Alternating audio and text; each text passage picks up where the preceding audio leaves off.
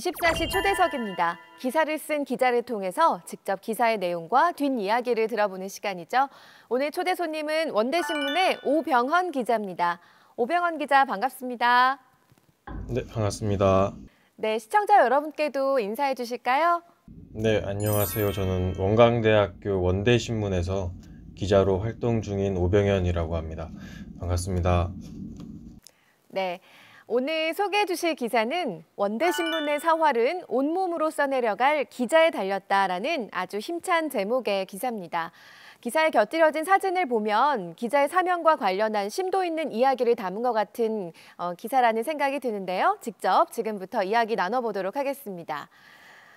먼저 드려보고 싶은 질문은요. 일단은 기사 내용에 대한 전반적인 소개를 부탁드릴게요.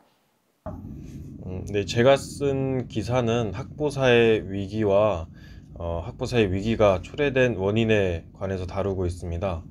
학보사의 위기는 오래전부터 얘기되어 왔지만 원대신문은 이 자체의 위기를 어떻게 극복하려고 했고, 이 극복하는 과정에서 아쉬웠던 점은 무엇인지에 대한 고찰을 다룬 기사라고 말할 수 있겠습니다. 네, 현재 원대신문 역시 위기 상황을 맞고 있다라고 봐야 될까요? 어떤 상황에 직면해 있나요? 원대신문 또한 위기라고 말할 수 있을 것 같아요. 매년 발행 부수도 줄어들고 있고 원대신문을 찾는 학생들도 지속적으로 줄어들고 있는 추세입니다. 근데 이를 누구의 탓이라고 돌릴 수는 없을 것 같아요. 원대신문을 비롯해서 대학 언론 전체가 침체하고 있다고 생각합니다. 수년을 이어져 온 학보사의 위기인데 그 누구도 뾰족한 수를 갖고 있진 않습니다. 다행인 점은 코로나19 사태에도 수습 기자들이 많이 들어왔다는 점입니다. 비대면으로 모든 게 이루어지고 있는 요즘에 수습 기자들이 기사를 쓰고 싶다고 지원한 거죠. 이런 점에서는 다행이지만 기자의 수가 적으면은 기자 한 명당 맡아서 써야 하는 기사의 수가 많아지고 그렇게 되면 어쩔 수 없이 신문의 질이 낮아지게 됩니다. 한 명 한 명이 오로지 기사 하나하나에 집중할 수 있는 환경이 갖춰져야 최상의 글이 나오기 때문입니다. 그런 부분에 있어선 원대신문이 조바심 내지 않고 계속 나아가도 될 것 같습니다. 새로 들어온 수습 기자들과 함께 위기를 극복할 일만 남았다고 생각합니다. 네, 수습 기자들이 많이 들어왔다니까 반가운 소식인데요. 대학신문 대신 언론 역할을 대신하고 있는 매체들이 있잖아요. 요즘 학생들이 이용하고 있는 매체는 어떤 것들이 있나요? 종이신문 대신에 요즘 학생들은 대나무 숲이나 에브리타임 등 주로 SNS를 주로 사용하고 있는 추세입니다. 신문이 공적 담론의 장을 열어주는 대신에 지금은 이런 SNS가 그런 장을 열어준다고 말할 수 있습니다. 좀 더 콘텐츠가 풍부해진 것이죠. 굳이 신문을 찾지 않더라도 학교에서 일어나는 이야기들, 문제들을 SNS를 통해서 알아갈 수 있습니다. 대나무 숲이나 에브리타임 같은 경우엔 신문이 다루지 못하는 자극적이고 지극히 개인적인 생활도 털어놓을 수 있기 때문에 학교 신문이 위축되어 가는 것 같습니다. 클릭 몇 번으로 학교 소식과 학생들의 비밀스러운 얘기를 엿볼 수 있으니까 학생들이 학교 신문 대신 SNS를 주로 찾는 것 같습니다. 네, 방금 잠시 언급을 해주시긴 했는데 학생들이 이렇게 학교 신문 대신에 매체를 이용하는 이유를 뭐라고 봐야 될까요? 저는 두 가지 측면이 있다고 생각합니다. 우선 첫 번째는 앞서 말했듯이 학생들이 굳이 학교 신문이 아니어도 학교 소식을 접할 수 있는 콘텐츠가 많아졌다는 것입니다. 학생들이 궁금해하고 알아야 하는 이야기를 SNS를 통해 알아가는 거죠. 학교 신문을 읽어가며 정보를 얻는 대신 학생들 스스로가 정보를 생성하고 그 정보를 이곳저곳으로 나르며 공적 담론의 장을 생성하곤 합니다. 신문이라는 활자 매체를 찾지 않아도 스마트폰으로 손쉽게 정보를 얻어가고 또 퍼뜨릴 수 있는 거죠.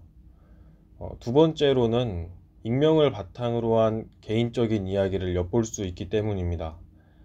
신문은 신문이라는 틀 안에서 써야 합니다. 아무리 재밌는 기사여도 신문에 싣는 것과 커뮤니티 게시판에 올리는 것엔 차이가 있을 수밖에 없습니다.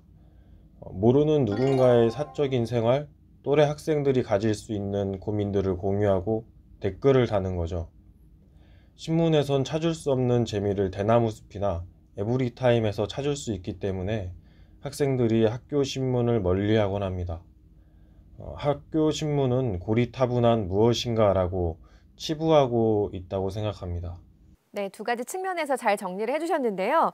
대학 신문과 SNS의 가장 큰 차이점을 꼽는다면 뭐가 있을까요? 학교 신문은 정보를 얻는 방식에 있어서 일방적이라고 할 수 있습니다. 신문에 나온 기사를 다른 이들에게 전달할 수 있지만 그 이상으로 정보를 덧대거나 생성하지는 못하죠. 그러나 SNS는 올라온 정보와 관련해 개인의 의견을 덧붙일 수도 있고, 새로운 이야기를 만들어내고 다른 이의 의견에 댓글을 달면서 자신의 의견을 피력할 수도 있습니다. 이 모든 게 익명을 바탕으로 행해지죠. 그러므로 거리낌이 없습니다. 스마트폰을 통해 정보를 얻고 생성하고 전달하는 주체에 있어서 SNS는 조금 더 자유롭습니다. 이 차이점이 가장 크다고 볼 수 있고, 다른 이유론 얼마나 수위 높은 이야기를 할 수 있는지가 다릅니다. 학교 신문은 발행인과 편집인과 그리고 편집인이 엄연한 신문이기 때문에 일정한 여과를 거쳐야 합니다. 여과를 거치며 자극적인 기사도 어느 정도 순화되고 학교 측과 학생 측의 입장 모두를 대변하게 되는 거죠. 그러나 SNS는 학생들이 주를 이룹니다. 그렇기 때문에 더 자극적이고 개인적인 이야기가 올라올 수 있습니다. 수위 높고 거침없는 의견이 올라오는 곳이기 때문에 학생들이 SNS로 쏠려간다고 생각합니다. 신문 하나가 발행하는 시간 동안 사건이 발생하면 신문이 나올 땐 사건이 발생한 지 며칠이 지난 후입니다. 그러나 SNS론 사건이 벌어지는 와중에도 사진을 찍어 올릴 수 있다는 점에서 속도의 차이도 엄연히 생기게 됩니다. 대학 언론도 뉴스를 바로 업로드하거나 기사 형식으로 다루면 좋겠지만 여러 제약이 있을 수밖에 없죠. 기자가 기사를 쓰면 편집장이 읽어보고 주간 교수가 읽는 과정을 거치기 때문에 기사의 방향이 달라지거나 삭제되는 부분도 있습니다. 아무래도 가장 큰 차이점은 이 지점인 것 같습니다. 네, 대학 신문이 고려해야 할 점들이 굉장히 많다라고 말씀을 해주셨는데요. 그런 갈등으로 인해서 학보사들이 순환을 겪거나 아니면 저항하는 일들이 좀 있었죠. 사례를 좀 들어주실까요? 이 일들은 과거부터 지금까지 계속 있었던 일인데 91년도엔 강원대 신문이 기사 내용이 학교 측 입장에 위배된다는 이유로 발행이 중지되는 일이 있었고 2005년도엔 동덕여대학보에서 학교 행정 비판을 이유로 기자 전원이 면직되는 일도 있었습니다. 17년도엔 대학신문이 주간교수의 과도한 간섭 및 편집권 침해로 백지를 발행하는 바 있고 2019년도엔 서강학보가 학교 측이 총장 관련 보도를 불허해 전면 백지를 발행하기도 했습니다. 예전엔 학보사들이 학교의 압력으로 인해 피해를 받았다면 근래엔 이에 저항하는 모습을 보여주고 있습니다. 사회적으로 이슈를 일으킬 백지 발행 같은 수단으로 말이죠. 저는 좋은 현상이라고 생각합니다. 이제 학생 기자라고 해서 가만히 당하고만 있지는 않습니다. SNS가 공적 담론의 장을 마련했듯 기자들도 신문이 아니더라도 학보사에서 벌어지는 일을 공론화시킬 수가 있는 방법이 여러 가지 있는 것 같습니다. 2015년도에는 배재정 의원이 대학 언론 자유 조사를 한 적이 있습니다. 이 결과에 따르면은 학생 기자 45.8% 이상이 재단 비판 보도에 자유롭지 못하다고 답했습니다. 5년 전 조사여서 지금과는 조금 상이할 수는 있지만 학보사에서 열정을 갖고 일한 사람이라면 누구나 겪는 일이라고 생각합니다. 네, 대학 언론의 역할을 해야 하는 대학 신문이 가장 크게 충돌하는 대상, 기사 작성에 있어서 가장 큰 장애가 되는 거는 뭐라고 봐야 될까요?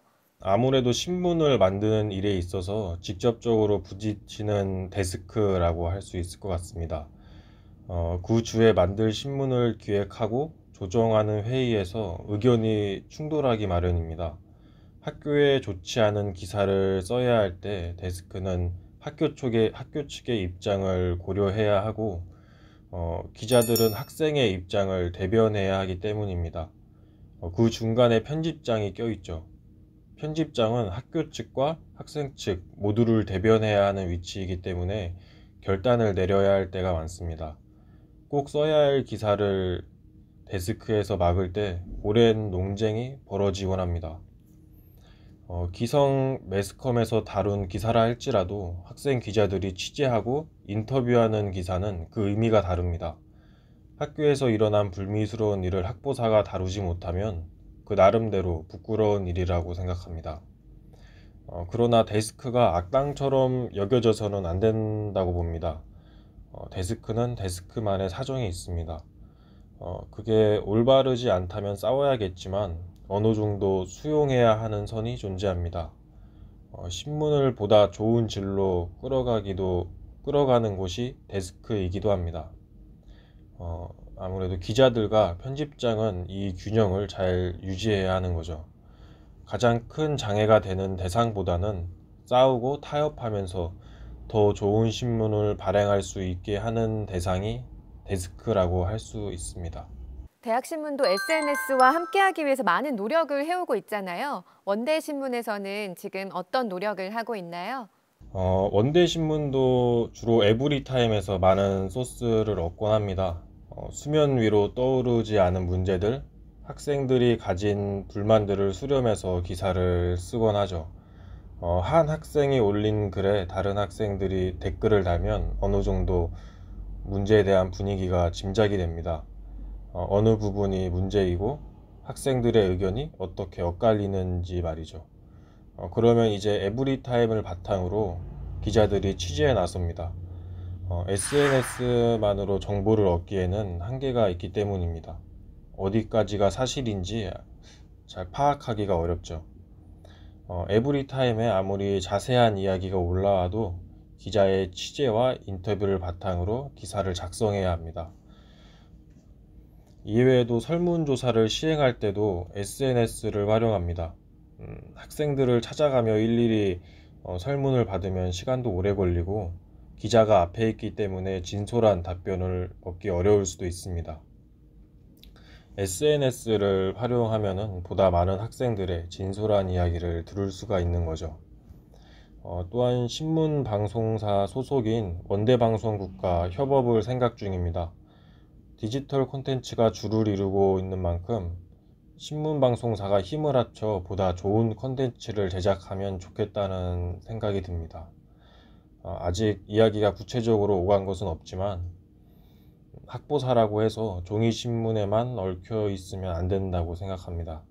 학생들이 실적으로 이용하는 경로를 파고들어 학보사를 홍보할 수도 있고 관심을 끌 수도 있기 때문에 원대신문은 이 부분에 주목을 하고 있습니다. 네, 종이신문을 찾는 사람들이 굉장히 많이 줄었어요. 그럼에도 불구하고 종이신문이 계속해서 발행돼야 하는 이유, 뭐가 있을까요? 종이신문은 학보사의 뿌리라고 생각합니다. 학보사마다 발행하는 주기가 다르지만 학보사라면 종이신문의 형태로 기사를 싣고 있는 거죠.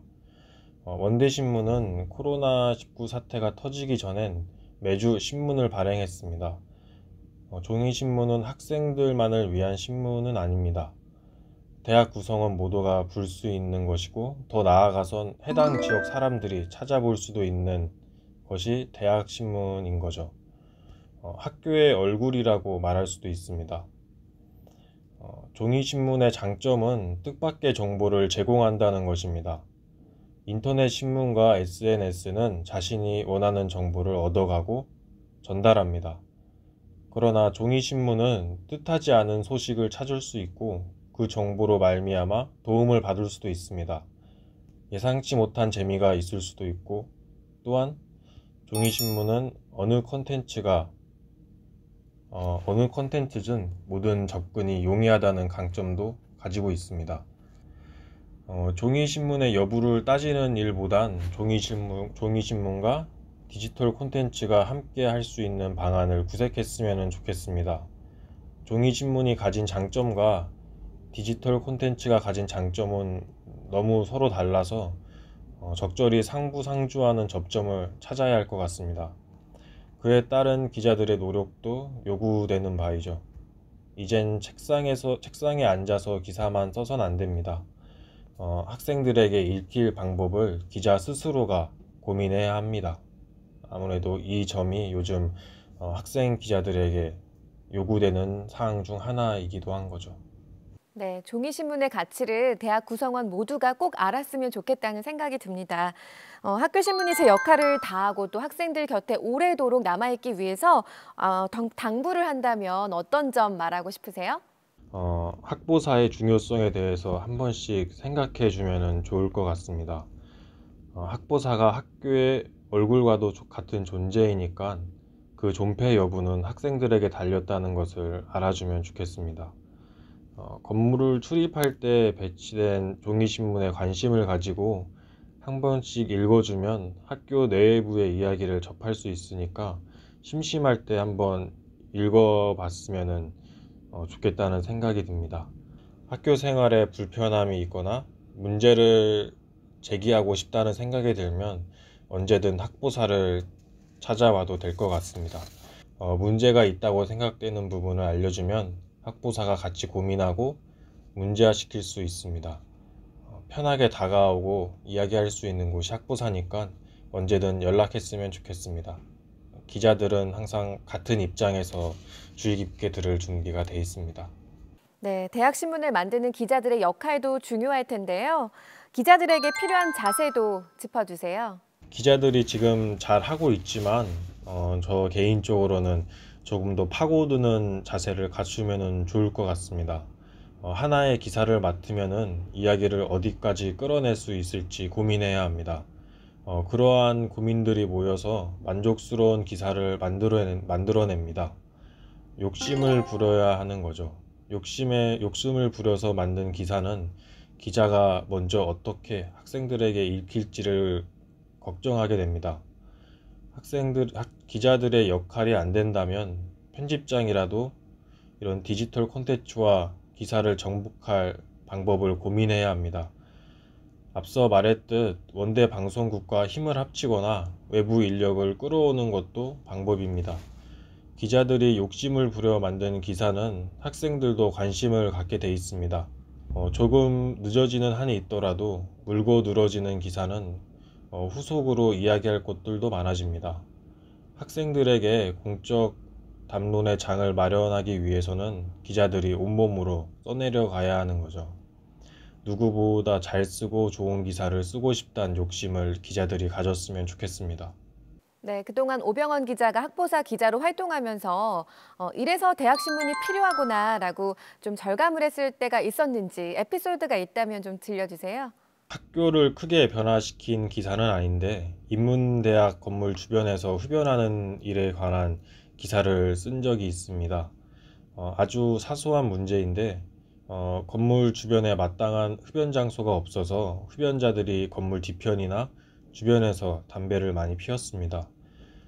이에 따른 불만을 갖는 학생들도 많았는데 큰 조치가 취해지진 않았습니다.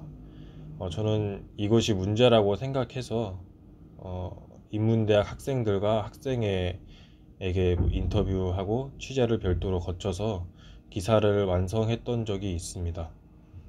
기사를 완성한 후에 좀 얼마가 지나고 비흡연자들이 지나는 길목이 전면 금연구역이 된 적이 있습니다. 흡연자 친구들한테는 볼멘 소리를 듣긴 했어도 마음속으로는 뿌듯함이 있었습니다. 이렇게 작은 부분을 고쳐 나가면은 결국 학생들이 학교 생활을 하는데 큰 불편함이 없어질 거라고 생각합니다. 커다란 문제는 사실 아주 작은 문제에서 시작하기 때문입니다. 학보사가 나서서 학생들의 불만을 들어주고 대신 학교에 문제를 제기한다면 보다 빠른 조치가 취해지는 것 같습니다. 사소한 문제를 해결할 때마다 기자로서의 뿌듯함을 느끼고 학보사가 없어서는 안 될 존재라고 생각이 듭니다.